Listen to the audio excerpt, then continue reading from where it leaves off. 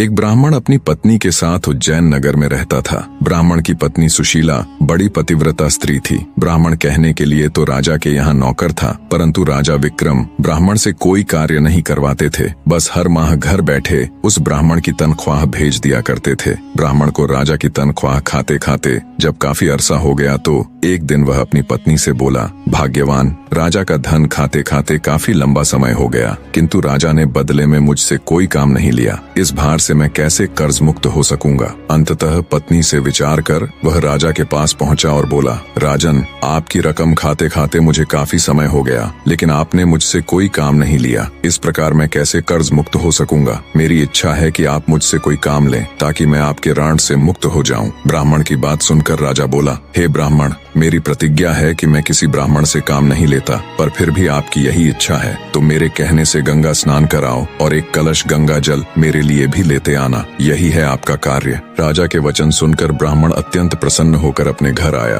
और सारा हाल अपनी पत्नी से कह सुनाया। वह बोली, स्वामी, आप चले जाओगे तो मैं आपके पीछे अन्न जल कैसे ग्रहण करूंगी। मेरा तो यह नियम है कि बिना आपके दर्शन किए अन्न जल ग्रहण नहीं करती। ब्राह्मण बोला, मैं अपनी मूर्ति बनवाकर घर के अंदर स्थापित कर दूंगा, तू उसके दर्शन करके अपना गुजारा कर लेना। यह कहकर उसने अपनी मूर्ति बनवाई और घर में स्थापित करवा दी और आवश्यक सामान ले राजा के पास जाकर बोला, महाराज, अब मैं जा रहा हूँ, मुझे आज्ञा दीजिए और मेरे पीछे से कृपा करके मेरी पत्नी की खैर खबर लेते रहना। उसको अब मैं आपकी शरण में छोड़े जा रहा हूँ। ब्राह्मण के वचन सुनकर राजा विक्रमादित्य बोला, हे ब्राह्मण, आप किसी बात की चिंता न करें और निश्चित होकर जाएं। आश्वासन देकर राजा ने उसे मार्ग व्यय के लिए धन देकर विदा कर दिया। ब्राह्मण के गंगा स्नान पर जाने के बाद ब्राह्मणी हर रोज पहले उसकी मूर्ति को भोग लगाती और बाद में खुद खाती। एक दिन ब्राह्मण के पड़ोस में आग लग गई। वह आग इतनी तेजी से फैली कि देखते ही देखते ब्राह्मण ब्राह्मणी के घर तक आ पहुंची। ब्राह्मणी अपने घर में लगी आग देखकर अपने पति की मूर्ति से कहने लगी, हे स्वामी,